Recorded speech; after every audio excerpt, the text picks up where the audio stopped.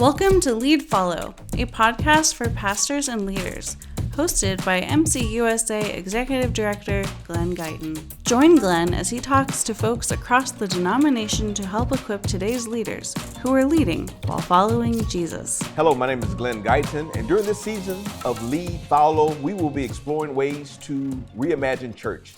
Today, I am pleased to welcome Phil Helmuth, who will be discussing community engagement beyond the walls. For the past 3.5 years, Phil has served with Mennonite Disaster Service as the Disaster Response Coordinator for Southern Louisiana. He is currently the MDS Coordinator for the Bridge and New Build Project in West Virginia. Phil is the former Executive Director of Development and Church Relations for Eastern Mennonite University and is a member of Parkview Mennonite Church in Harrisonburg, Virginia. Welcome, Phil. Hey, thank you. Good to be here. You've done a lot, and also you're on the executive board of Mennonite Church USA. I am. So you're one of those retired people that does everything, huh? Yes, I have. Some have defined it as failing at retirement. Failing at but retirement. Okay. I am enjoying what I'm doing. Okay, that's good. It's good that we enjoy our lives and that we continue to serve a purpose. But today we're talking about reimagination, and so reimagining an organization involves transforming how it operates, thinks, and achieves its goals. It's about taking a fresh, innovative approach to every aspect of the organization to enhance its efficiency, adaptability, and overall success. So now, Phil, if you could reimagine anything in Mennonite Church USA, what would it be and why? Well, the one thing that I think of right offhand is that I think it is important for us to simplify our theology and to keep it simple. Okay. Because when we attempt to complicate or expand our theology too much, we end up excluding. Ooh, okay. And so when I think about reimagining with a simple theology, I think of loving God and loving our neighbor. Ooh, all right. So that calls for, in my opinion, a radical inclusivity. A radical inclusivity, okay. And that means that all are welcome. So that's part of what it brings it down to me. Okay. I mean, it's not just the denomination or the congregation, but in my opinion, it begins with me. As the individual. As an individual. To discover for myself and to live into what does it mean for me to love God and also love my neighbor. Yeah. And that's hard work. Yeah. Well, why do you think we make things so complex? Because again, you're on the executive board of Mennonite Church USA, and we have a pretty complex structure organization. So why do you think we have so much complexity? Well, I think sometimes what we try to do is to please everybody the process. Okay. And the reality is that what the heart of the gospel is all about is simple. Mm-hmm. And that's loving God. Loving God. And loving our neighbor. Yeah, I think it's a scripture that talks about that. I think too there is. But we forget it sometimes as we go about our business. So your take on simplifying or reimagining church is really just keeping it simple. Keeping it simple and recognizing that if we follow the teachings of Jesus and the model of Jesus, Jesus really related to those on the margins. Yeah. I wonder if we make things complex so that we can have jobs, right? If things were too simple, what would we do with all these institutions and all these boards and all these other things? That's true. That's true. So you do some really important work. Through your work with MDS, Mennonite Disaster Service, you've seen the importance of church involvement in the community. That's part of loving your neighbor during crisis. So what are some practical ways you think that we can roll this out just beyond our Sunday services and engage our communities? Sure. Mennonite Disaster Service for me has taught me a lot about the church's involvement in community. And if I can share a little bit of my experience in Louisiana in relation to church, Mennonite Disaster Service, of course, is made up of many different Anabaptist groups, from the Amish to the Old Order Mennonites to the Conservative Mennonites to MCUSA. Okay. And all of those volunteers work together side by side. That's one aspect of it. The second aspect that I think gets to your question is that when we go into a community, we attempt to engage partners with us. Okay. And one of those partners often includes churches. So, for example, down in Louisiana, we had a church that hosted us, the Jennings Church of Christ. And they exercised extravagant Southern hospitality in the real sense. I mean, they did things for us that typically do not happen on MDS projects, such as the local church provided, for the first 3 months that we were there, they provided all the meals. Oh, wow. And not only that, there was a member or a couple in the congregation who did our laundry. Oh, wow. So every day they would come in and announce to the weekly volunteers, which doesn't happen on other projects. Right.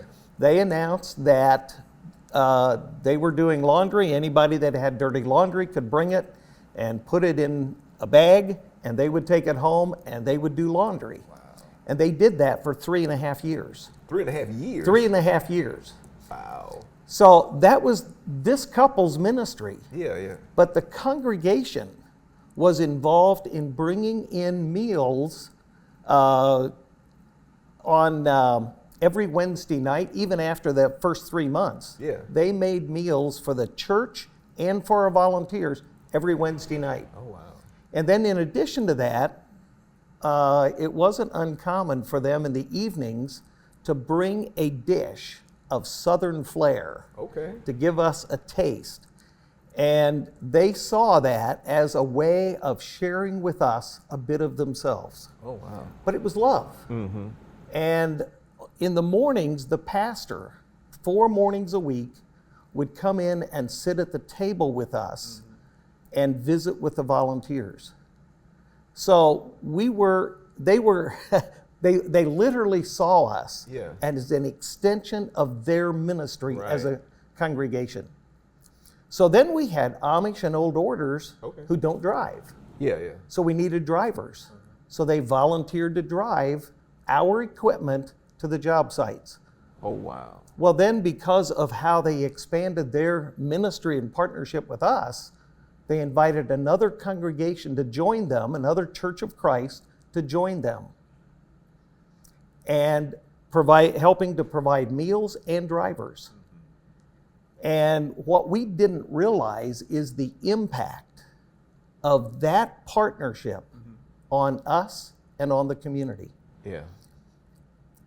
And just a quick side note, go ahead. This is a great story. in the end, in March of 2022, they took a vote to merge as congregations. Oh, really? And I didn't know what was behind it. Right. But they took a vote. It was a 92 or 94% vote. And after it passed, the pastor came to me and said, "You need to know what's behind this. And it's the fact that you included us in your ministry. Wow. And we saw you as an extension of our ministry." Yeah. And so the response in the congregation, they had 70 between the two congregations. Right. They had 70 people that attended church. Wow. On Sunday mornings, different locations. They came together, and the attendance went to an average of 120. Oh, wow. So everybody, for the most part, came. Exactly. Yeah. So there, in terms of the question about practical ways that churches can extend their impact, is through partnership. Through partnership. Interfaith engagement is what I would call it. Well, I like you said you included us. I think that's a really important statement. Now, so when they were preparing the meals and washing your clothes, did they ask you what your theological interpretations were? Or did they have membership like standards that you had to follow to work on the project? No, not really. But it was interesting. It was interesting that they saw that as their ministry. Yeah. They wore out their washing machine. Yeah, And they had to buy a new one. Wow. And they did it with generosity. Yeah. So. Yeah, I mean, it's a lot of lessons there. I mean, I mean, it's a lot of lessons. You know, you included us. I think that's a very powerful statement that we could, I mean, as we think about reimagining church, and it's nothing new, right? So, No. Sometimes I think reimagining just means going back to what the basics are and simplifying what we do, how we do it. You point out two powerful things: loving God, loving your neighbor. That's part of the great commandment, right? Love the Lord your God with all your heart, mind, and soul, and love your neighbor as yourself. And I just wonder why we get away from that. But do you think, is it something about like a crisis that allows us to do this, that we just can't do in our regular, everyday churchy life? You know, I would say that crisis often provides opportunities for us to be able to respond in partnerships and in being able to be responsive to the individual needs within our community. And I would say another one locally here in Harrisonburg during COVID. We became aware of the need for masks in this community. Yeah. We became aware of the need for gowns for nurses and first responders. We made those out of Tyvek. But what we did is we began with our local congregation, inviting volunteers to sew masks. And then it expanded, and others began to find out about it, and we invited others from other congregations in the community. And so we had other Mennonite churches, we had Methodists, we had Baptists, we had folks from the Catholic Church, the Episcopal Church. We had folks from across the mountain that said, we want to be a part of this. But the partnership just continued to expand. And I have no idea how many volunteers became involved because the word began to spread. And so, it's again, a crisis that provided the opportunity. And it is through that I honestly believe that we are able to see God at work. I call them God moments. God moments, all right. And we should be looking for those, I think, as the body of Christ, those God moments. Well, let me just push you out on that a little bit because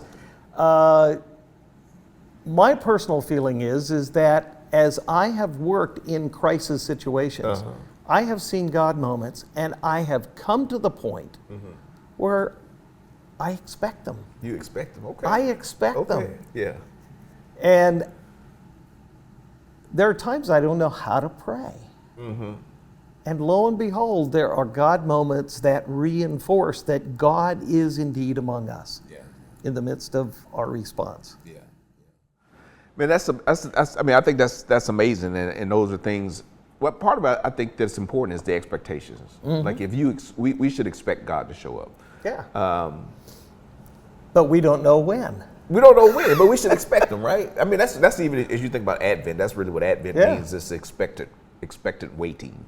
I think we have these church traditions that we've really forgotten what the basis of them are. We just, it's Advent, let's light some candles. But no, it's hey, we're waiting on something. We're waiting on a miracle of God. And so as you think about these partnerships where you're like, we're gonna expand this to the city, or how would you recommend someone start these partnerships? How do you find these partnerships to create that kind of movement that you're talking about?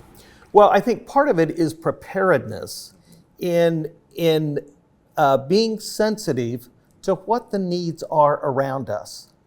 And as we begin to move towards those is to particularly look at what others are doing. And find out how they're doing it, what they're doing, and find out where the holes are. What are the needs? Because when I go into a community, one of the first things I do is ask community leaders, mayors, In Louisiana, it was police jurors who are county supervisors. It might even be going to state representatives and saying to them, tell me what's happening. Yeah. And then finding partners, other faith organizations or churches about what they're doing. Yeah. And where are the holes? And knowing our niche, knowing what we can contribute. So for a Mennonite disaster service, our strength is providing volunteers, while other organizations and churches might be providing money. Oh, yeah, yeah. Or meals. Yes. Or washing clothes. Washing clothes, right? Yeah. Yeah, we can all contribute. I mean, that's a great story. We can. Like you may not, I think about MDS and what you all do, and I'm like, well, I'm not really a carpenter, so I don't know if I could be helpful. But I could wash some clothes now. You can wash clothes. I could wash some clothes. Yeah. I can cook a good Southern meal too. What did y'all have? What did they feed y'all? Do you remember anything? Well, I don't remember anything right offhand but we did have a lot of crawfish. Oh, that was good. Yeah. Yeah. So crawfish was jambalaya. Jambalaya. Boudin. Boudin. Yeah. Well, I didn't quite get on to boudin. You didn't like but, boudin, okay. But anyway. Okay. It's two kinds. It's the white boudin and it's the red boudin. And then there's boudin balls. The boudin balls. Yeah. Okay. I can handle the boudin balls. Okay. But they took care of it. So, I mean, I think that's important for us. You think about, find out where the holes are, which means that the title of this we talked about was community engagement beyond the wall. So you have to get out in your community and start asking questions. Yeah. Hey, what's going on? And I know at least, I live in San Antonio, but I know most municipalities, counties have some kind of disaster volunteer service where they will alert you. You can volunteer and fulfill a role. So. Well, and there are other kinds of things happening in the community for churches to participate. Yeah. And that is, for example, immigrant programs. Yeah. Homelessness. There are opportunities for us to plug into those and partner with others in the process. Yeah. I think the message that I get from that is that often we think, what can we do? We're a small congregation. You talk, these two congregations are like 70 people, right? 70 people, yeah. But I mean, small doesn't mean that you're helpless, that there's a lot you can do. Again, finding your niche, find out what the holes are, and then just doing it. I mean, because I know Mennonites can cook. Now that's one thing I know we can do is cook, and finding out what we can do, and then the partnerships is where the strength comes. Right. When you bring in more and more people from the community. Well, and I would say that I have found the partnerships to really be probably the most uplifting aspect, other than working with the homeowners, but is the most uplifting because of the fact that we're talking about people of diversity. And one of the things that I have appreciated the most about my involvement with MDS is the opportunity to engage people that are very different than me, theologically, politically. It's been helpful for me to be able to walk into those relationships and live with those people who are different than me, that I wouldn't have an opportunity if I stayed within my clan. And so I have found that very enriching. Sometimes I'm shocked. So you're shocked, Because it's different, right? It is very different. Yeah. And sometimes I think I don't know if people get what they're afraid of. They feel like they're going to lose a part of themselves. Do you feel like you lost a part of yourself when you're exposed to these different ways of living, doing things, and theological?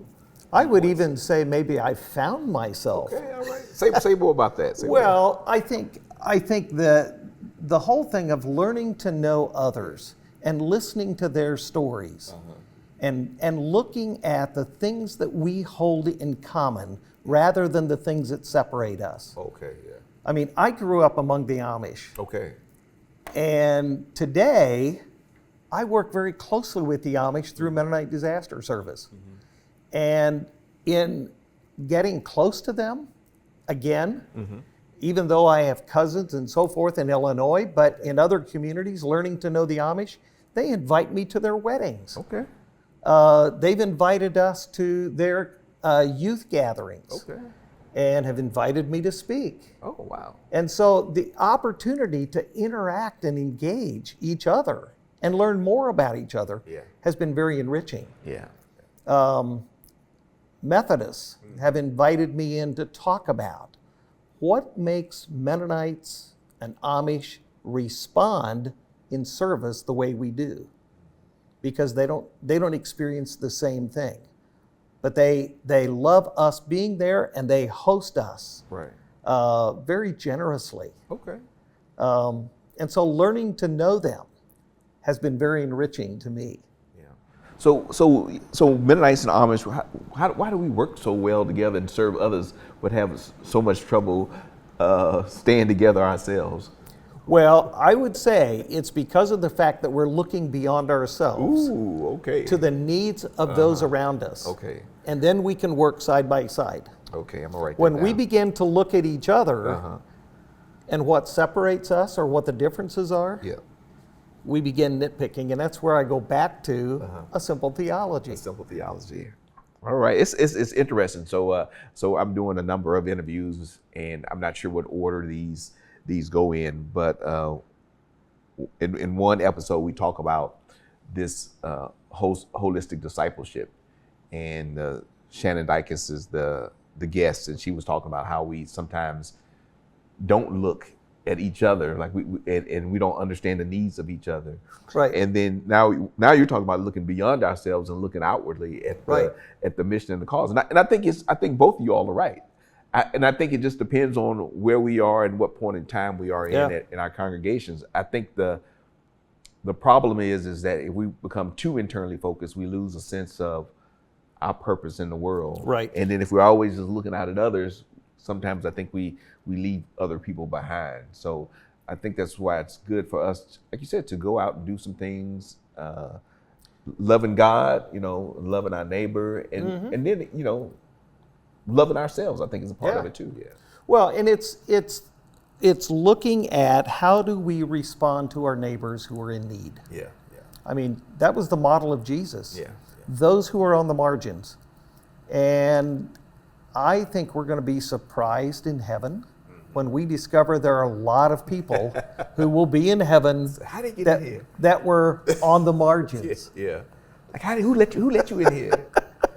I can only imagine. And let me go one step further on that, Glenn. And that is, we have a lot of volunteers that come. And I think it's true for a lot of churches that when we reach into the community, we feel as though that we are taking Jesus to those communities. And I say absolutely not. While we are the hands and feet of Jesus, the reality is the Spirit of God was at work long before we got there. And we are there for a short period of time. And God is at work long after we leave. And so we are there to genuinely be with the people and to love them. And to care for them. Right. And it may provide an opportunity for us to share our faith. Right. But we need to recognize the big picture.